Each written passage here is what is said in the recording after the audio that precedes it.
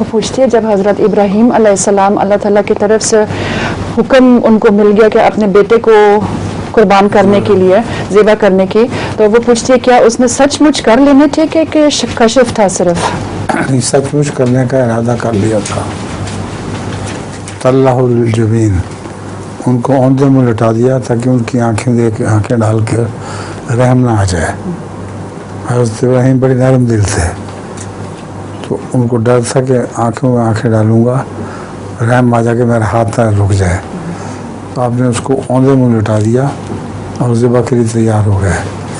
تب اللہ تعالیٰ نے آپ کو الہام فرمایا کہ ابراہیم تو نے اپنی رویا پوری کر دی ہے، تیرا ارادہ جو ہے یہی کافی ہے.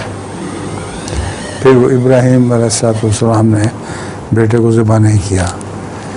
ایک روایت بیان کی جاتی ہے کہ ایک مینڈھا پاس ہی جھاڑی میں پھنس گیا تھا، تو آپ کو کہا گیا کہ اس کو ذبح کر دو. اللہ تعالیٰ نے یہ نہیں فرمایا، نہ یہ قرآن کریم میں ذکر ہے نہ حدیث میں آتا ہے.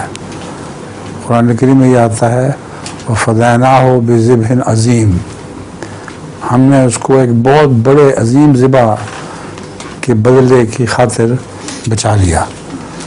تو حضرت مسیح علیہ السلام لکھتے ہیں کہ وہ عظیم ذبح رسول اللہ صلی اللہ علیہ وسلم کے زمانے میں جو حضرت اسماعیل کی اولاد سے تھے صحابہ نے پیش کرنا تھا اور پیش کر دیا آپ نے. بس کثرت سے صحابہ ذبح کیے گئے اور یہی وہ فدیہ ہے جو جس کا ذکر قرآن کریم میں ملتا ہے.